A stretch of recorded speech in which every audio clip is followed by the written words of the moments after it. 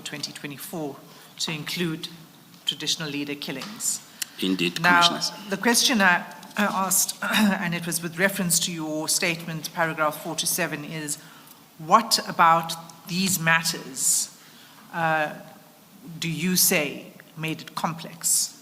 Okay. What are the reasons you say so? There is 5 points that I would like to deduct from my statement, Commissioners. If we look at paragraph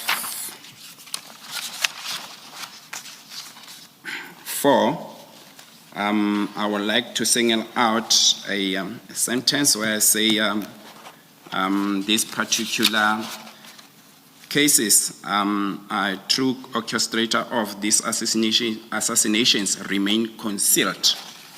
I'm saying that based on the fact that there is huge money involved or invested for the perpetrators not to be located or arrested. By who? By the hit orders.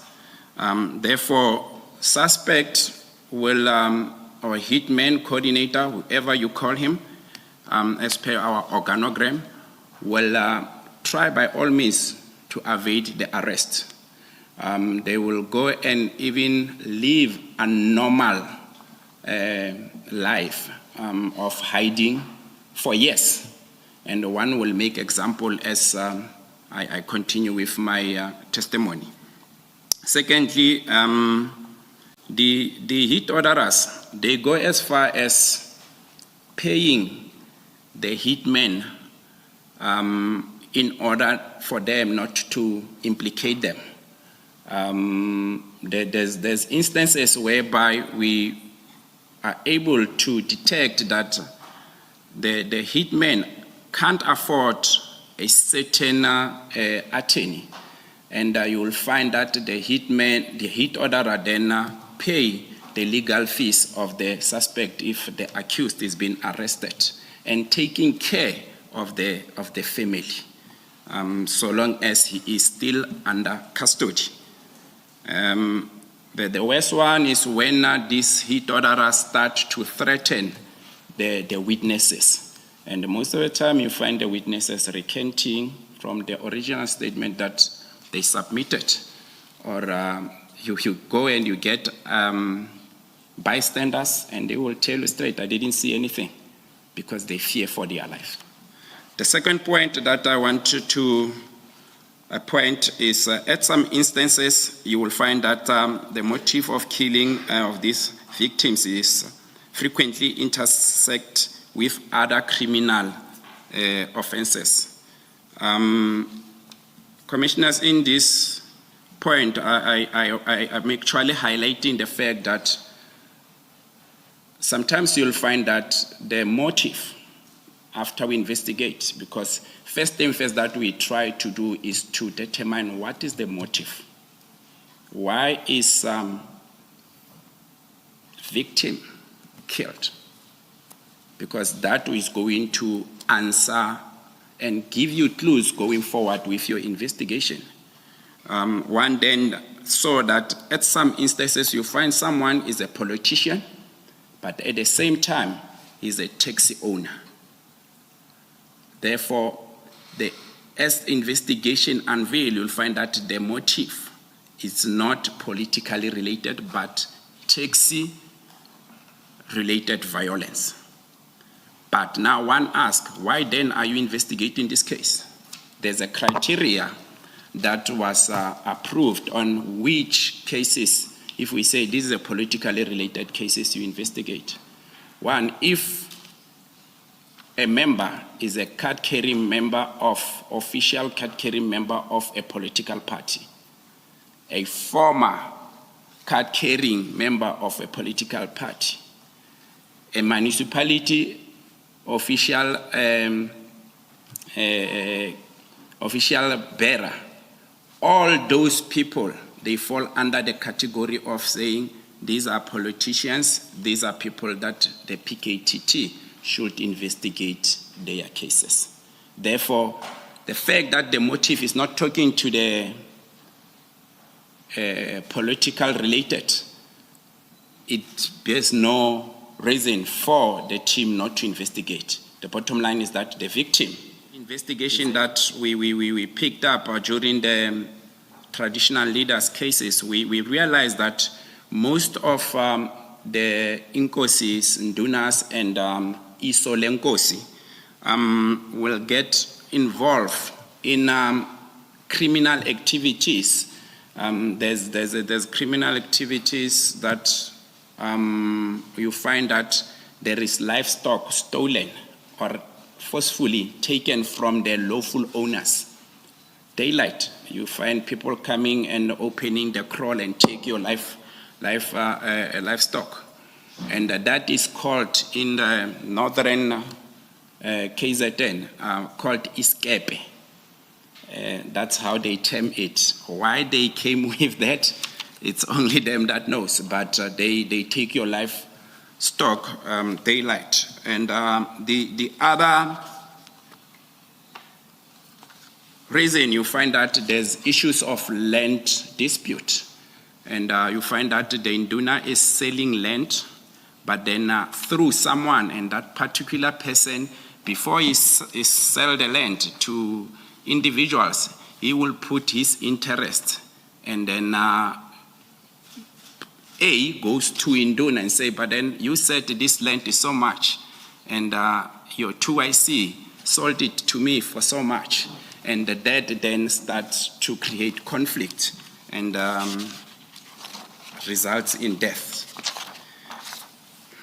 The third point, one should stress, commissioners, that the dockets that have been allocated to PKTT is dockets that have already, especially the political related ones, already been open and registered from the police station, respective police station. PKTT was covering the whole of KwaZulu-Natal policing or province. And one then asked, how do you get this particular docket to PKTT? There was a process that was tabled and agreed upon. Immediately when the docket is open and registered, and the station feels that this is politically, because they will be the first respondents, they feel this is politically related, or the person is a politician or an office bearer of a municipality, they will then transfer the docket to the district commissioner. The district commissioner will transfer this particular docket to the provincial head, and then the provincial head, the docket is transferred to the deputy provincial commissioner crime detection, who then will liaise with the PKTT. At the PKTT, we had one person that we nominated as the Nadal Point branch, the tactical commander for detective, which is our branch commander, who will be the one that goes and collect the dockets, sign for them, come with them, sit down with the docket, and then we start analyzing the docket. But these dockets, I must say that sometimes you'll find the oldest docket of 2016. Therefore, if you get a docket of 2016 in 2019, sometimes 2020, there's quite a lot of information or evidence that has already been tampered with. There's quite a lot of hands that dealt with that docket. Therefore, to sit down with us and we start unpacking the docket, it's very difficult. I should maybe also mention that that's where you'll find that when you go back and try and interview the witnesses and see if whatever they said 2-3 years back, they will be consistent with that. And witness will tell you that I've lost interest. I don't want to continue with that. And that makes our job difficult. But despite that, we continue persuading, because our aim is to solve the matters. And then the fourth point, commissioners. Are you now in paragraph 6? I think, yes, I've covered that. And then I will move to point number 5, which is the last point, whereby I want to emphasize that the significant risk associated with this investigation one should mention that the hitmen used in these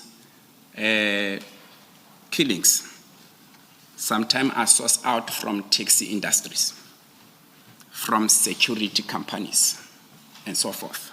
Because I recall at some point, General Khumalo made an example of a certain firearm that was sliced, and the firearm belonged to a certain municipality, and municipalities, because they had securities that was guarding the premises and so forth. Therefore, there's firearms that we took and others linked and so forth from security companies. And second, and it's easy for them to buy anyone in order for them not to come forth and give evidence against them.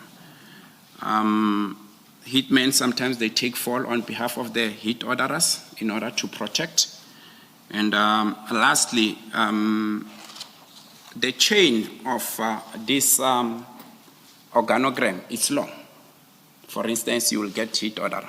Sometimes it's not one hit orderers, they are together, 2 or 3, because they've got one common objective. You get a coordinator. Coordinator can be divided into 2. Coordinator that knows the hitman, coordinator that will deal with resources, because sometimes hitmen, they don't come with resources. They tell you that for me to execute this job, you need to give me firearms. You need to get me vehicles. And others will say, I come with my firearms, but whatever that you charge me will be double. It's a profession to them. That's what we are trying to dismantle as PKTT. And as you also get spotters, people that will spot the victim, where he goes, what time, what vehicle is he driving, who is he traveling with. It's not a once-off thing. The operation can take 2 a month up until they get the movement of the victim in accordance to time and so forth. Then you will get your driver, person that is only hired to drive. Make sure that after the shooting, you just drive. Then you get your hitman. Therefore, that's how we crafted our organogram as we continue with investigating these cases, that this is how and the patterns of these killings happening. I think I've... And finally, you say in paragraph 6, the final reason you talk about the complicated nature of these cases and these dockets is the threat to the investigating officers. Do you want to say something about that? Yes, commissioners. Sometimes you find that the same people which wanted or ensured that the victim is no more or is being assassinated, if they see that the team is closing to them, they will then try and come for the investigator. If not, the docket, because they know that if we mess up with the docket, there won't be clear evidence to link us. If we capture or we ensure that we take the investigator, then we are certain that we are safe. Therefore, that's when then we decided that combat needs to be with the team. And that is going to assist in protecting the investigators, including the docket, that you safeguard this docket, you safeguard the investigators. Nothing happens to these 2 item and a human being. The docket and the investigator. An investigator. And you've had experience of the team being ambushed in the past? Indeed. Perhaps people might even think that why using National Intervention Unit, because they are highly trained? Why using Tactical Response Team, because they are highly trained? They could go out there and fight the crime. Whatever that they are doing in PKTT, they are fighting the crime. In the past 7 years that I've been with the PKTT, we have experienced 3 attacks. But in those 3 attacks, I thank God even today that there were no casualties. The first one happened in 2019 when our team was traveling from southern side of the KZN, where they were investigating a politically related cases, and they came under fire at night. They were able to survive that, even though 2 of them, they were shot, but at the lower part of their bodies. The second one and the third, they happened actually in the same month. This was in 2022, December. The first one happened in Phoenix. The team was busy with the observation, and shockingly so, the victim in this followed the team up until the team reached a garage. And when they were at the garage, the victim started opening fire on our members. It was 4 members of the PKTT. And luckily, they managed to neutralize the victim, which is normal. The third incident, on that one as well, 2 of our members, 3 members were shot, but luckily no fatalities. On the third one, which is a bizarre one, the team was busy with investigation at Msinga, and as they left, they accelerated, but the vehicle continued to accelerate up until they arrived at a certain point, and the passenger drew a firearm, a pistol, and started shooting at the members. Members were able to return fire, and 2 of them were shot, but then not fatally. One inference that could be drawn, and it's a proven fact, is that on all 3 attacks, commissioners, a hand of a police officer was detected. The matter of 2019, there was an R5 that was used. R5 is carried or allocated to police SAPS. And then on the other 2, definitely the member that shot our PKT members at Phoenix, he was a member of SAPS. On the one of Msinga, which I said bizarre, the driver of the suspect vehicle was a police officer. The passenger was a member of the public. And that's the member of the public that actually drew a firearm and shot at our members. And then when we conducted the investigation, the firearm he shot us with, it's a police firearm. That means a police officer handed the firearm to a member of the public to shoot them. So out of all this, because of combat being part and parcel of the team, we were able to win that particular attacks. So far, we know that police are being attacked and police are dying. Maybe one should make an example of detectives that were traveling with a suspect in Gauteng, and I think it's 2-3 months back. And then the particular suspect from court, how he managed to get the fireman, shoot and kill the 2 police officers, we don't know. But then for us to have a combat, we try by all means to avoid such. Thank you, Commissioners. Okay, so very high risk involved in the dockets that the PKTT investigates, is what you're saying. Very high, and the attacks come in different ways. And there's quite high profile firearms that are being used. The teams are traveling far, wherever they are based. Sometimes they travel about 500 kilometers to a particular crime scene and back. Therefore, you can imagine all type of terrains they are coming, driving through, and the exhaustions and all that. And that's where your enemy actually will strike. But then with combat, and we made it a clear point that combat, you don't drive, so that you can always be alert on the road. Okay, thank you.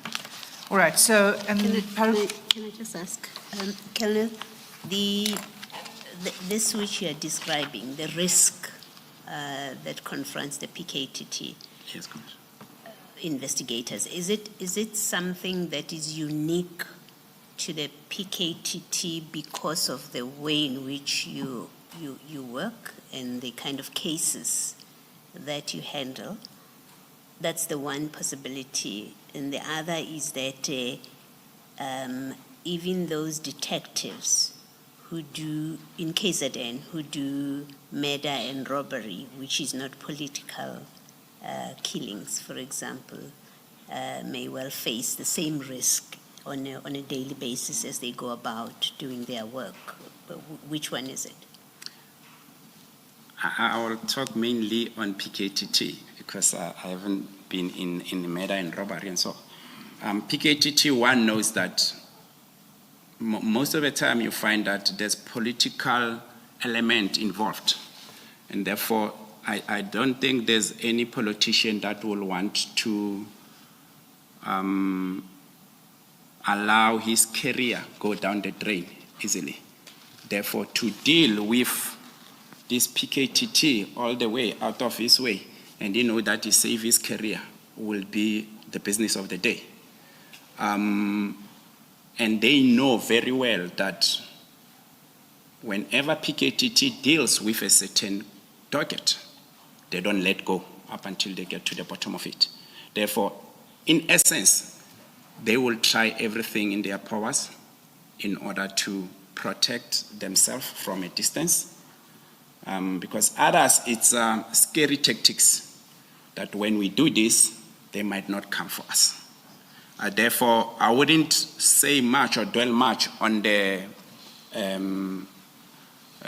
serious and violent crime if there is such attacks on them. But then looking at the statistics of how the police are being attacked, one can't rule that out as well.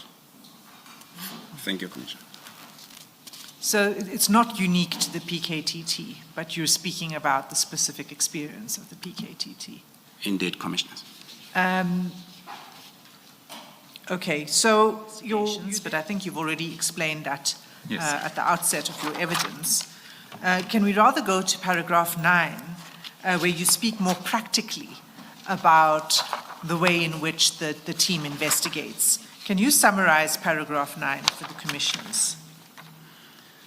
Okay, thank you, Commissioners.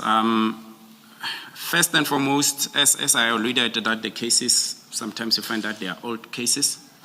The moment we get the docket, we sit down with all disciplines, all pillars. We sometimes, or as I remember at some point, the project coordinator, then Lieutenant General Khumalo, will call it Isambonyani, meaning we come together. Here is a cow head, and let's see how we enjoy it. We will take statement by statement and analyze it thoroughly. We look at all angles. You take a statement, you've got your call data analyst, you are sitting with your operational analyst, you're sitting with your digital forensic investigator, which is the DFI. You're sitting with your DFO, designated firearm officer, and including then myself, which is combat commander, because at the end of the day, I'm a police officer. I might see things that they don't see. Therefore, we will look at all the statements. If there is things like your call data, vehicle tracker, you sit with statement, you sit with call data, you see what is this person saying versus the call data. Do the two corroborate each other? You're sitting next to the statement, there is a vehicle, a tracker vehicle. Then you look at it, this person says, on the 25th of January, he was in Pretoria. But the tracker is actually placing him in KwaZulu-Natal. Is this person telling us the truth or not? Let's check who was driving the vehicle on the day. You take the call data and you check the call data based on the vehicle, based on what is saying in the statement. And these three needs to talk the same language. We follow on exhibits. Where is the exhibit? They were collected, they were submitted at, be it ballistic, at lab, at question documents, and so forth, or scientific. All these disciplines will sit and we then see how are we going to solve this case. During that process, commissioners, we have projected, because the nice thing, as I said, in Tlogo Yenkomo, you have projected. We're projecting this statement. Whatever that tasking we're generating out of that, it's typed. It's also shown on the screen. Therefore, each and everything that we are doing is going to be followed through via our weekly or daily activities, which we call them the taskings. Therefore, all the capabilities of the PKTT sitting together are able to generate taskings, and follow-ups will be done. What was important is that we then created what we call past 24 hours and next 24 hours. If we give you a tasking today in the morning, we expect within 24 hours we will get the feedback of such. And that feedback, at the TAGJOC, you will have same structure with TAGJOC commander, branch commander, detective, analyst, and so forth. They go and implement what we discussed at MAJOC level together. And every morning they send those taskings to MAJOC. MAJOC sits, and then we monitor. We have groups where we check. If we see that what we agreed upon, that you go and meet B, why are you starting with A? We said start with B because we picked up that there is some element that were not included on B statement. Put A on standby, go to B first. So all that helped in ensuring that our investigation flows. So practically what you've described in now and in your paragraph 9 is this teamwork approach to the investigations. That seems to be quite a central theme. Is all of the different experts coming together to detect and investigate. Am I right on that? Indeed, commissioners, that assisted a lot, because bringing together all these experts were able, because whenever a tasking that comes up for a certain discipline, that particular member that knows that I need to